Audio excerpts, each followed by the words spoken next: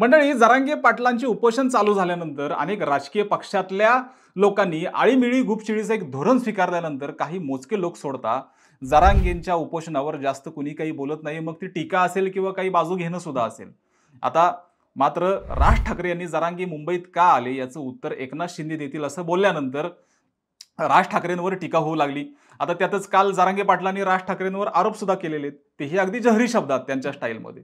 अगदी अर्थात राज ठाकरेंनी मराठा समाज मुंबईत का आला याचं उत्तर राज ठाकरे शिंदेंना मध्ये घेऊन देत असल्यानं हे टीकेचं वादळ आता राज ठाकरेंकडे घोंगावू लागलेलं आहे. मात्र मुद्दा असा आहे की खरंच राज ठाकरे हे मराठा आरक्षण विरोधी आहेत का? त्यांची जर पूर्वीची वक्तव्य ही आरक्षण विरोधी होती का असं अनेकांना का वाटत होतं? आणि यापूर्वीही राज ठाकरेंनी माझी सत्ता आल्यानंतर आरक्षण वगैरे जे काय असेल ते सगळे मी बंद करेन असं का म्हणाले होते? त्याची कारणं काय त्यांनी दिली होती? आणि खरंच राज ठाकरे आरक्षण विरोधी आहेत आणि जरांगे पाटलांची एक म्हणजे सध्याची भूमिका अनेक जण योग्य आहे असं म्हणत असताना राज ठाकरेंची पूर्वीची वक्तव्य तसेच सध्याचं वक्तव्य ह्यातून नक्की काय वाद तयार होतोय याचाच घेतलेला हा सविस्तर आढावा. व्हिडिओ महत्त्वाचा आहे, शेवटपर्यंत नक्की पाहायचा आहे. नमस्कार, मी विकी आणि तुम्ही पाहताय विषयच भारी. मंडळी, मराठा आरक्षणाप्रश्नी सध्या जरांगे पाटलांचं उपोषण चालू आहे आणि यातच अनेक मराठा बांधव हे मुंबईत आलेले आहेत. आणि एकूण याच दरम्यान मुंबईत असणारे राज ठाकरे यांना एक प्रश्न विचारण्यात आला की मंडळी, जरांगे पाटलांचं उपोषण मुंबईत चालू आहे, यावर तुमचं काय मत आहे असं राज ठाकरेंना विचारलं. त्यावर राज ठाकरे असं म्हणाले की याचं उत्तर एकनाथ शिंदे देतील, कारण वाशीमध्ये जरांगे पाटील आले तेव्हा एकनाथ शिंदे समोर त्यांच्या होते. मग तेव्हा काय झालं? आज मराठा बांधव नक्की पुन्हा मुंबईत आलेत, याचं उत्तर हे शिंदेच देतील. मग आता राज ठाकरेंची ही आरक्षणासंदर्भातली पूर्वीची वक्तव्य सुद्धा काय आहेत यापूर्वी त्यांनी केलेली ती पाहू. मग जरांगे पाटलांनी त्यांना काय उत्तर दिले ते सुद्धा आपण पाहू. राज ठाकरेंची मराठाच नाही तर संपूर्ण आरक्षण पद्धतीवर त्यांची एक वेळोवेळी जी भाषणं झालेली आहेत किंवा भाष्य केले ते वादग्रस्त ठरलेली आहेत. आता ते असं म्हणतात की आरक्षण जर द्यायचं असेल ना तर आर्थिक निकषावर द्या. काही महिन्यापूर्वी तेच बोलले होते की सोलापूरच्या पत्रकार परिषदेत की मी जे बोललो ते सर्वांनी ऐकलं असेल तेव्हा, कारण 2006 साली पक्षाची स्थापना झाली. अगदी तेव्हापासून आमची एकच भूमिका ही सगळी कायम राहिलेली आहे की ती म्हणजे आरक्षण जर द्यायचं असेल तर आर्थिक निकषावर द्या, असे वक्तव्य राज ठाकरे यांनी त्यावेळी केलं होतं. आता त्यातच मराठा समाजाला ओबीसीतून आरक्षण मिळावे यासाठी मनोज जरांगे पाटील यांच्या नेतृत्वाखाली आंदोलन केले जात आहे. तर ओबीसी आंदोलकांनी मराठा समाजाला ओबीसीतून आरक्षण देण्यास विरोध केलेला आहे.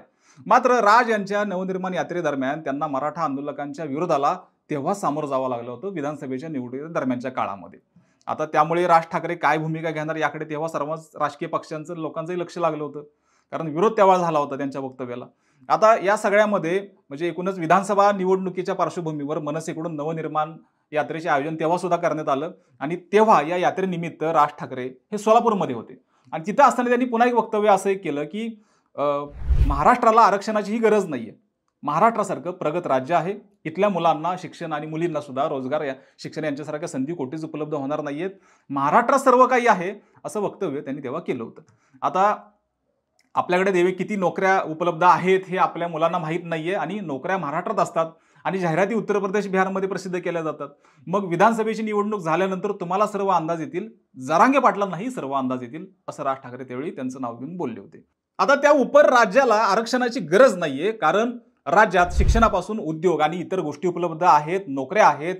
बाहेरच्या राज्यातील लोकांना या गोष्टी मिळतात, ते इथं घेऊन येतात आणि त्या नोकऱ्या घेतात आणि त्याच गोष्टी आपल्या लोकांना दिल्या तर आरक्षणाची गरज उरणार नाहीये असं त्यावेळी त्यांनी म्हटलं होतं.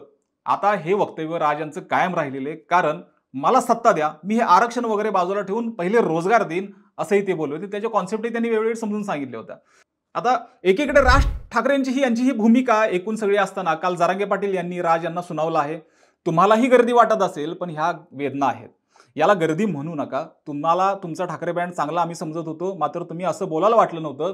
पक्ष बरबाद झाला तरी चालेल, राज ठाकरेंच्या म्हणण्यावर आम्ही बोललो जे काय असेल ते दोन्ही भाऊ चांगले आहेत, ब्रँड चांगला आहे, हा विनाकारण मराठ्यांच्या मध्ये पडतो. 11 ते 13 आमदार तुमचे निवडून दिले, ते पळून गेले, आम्ही विचारलं का? फडणवीसांनी लोकसभेला तुमचा गेम केला, विधानसभेला तुमच्या मुलाला त्यांनीच पाडलं, तरी आम्ही विचारलं का? राज ठाकरे म्हणजे मानाला एक भुकलेलं पोरगा आहे. फडणवीस त्यांच्या घरी चहा पिऊन गेले तरी मग पक्ष बरबाद झाला तरी चालतं, रोळून जातात, कुसक्या कानाचं जरांगे त्यांना पुढे म्हणलेले आहेत.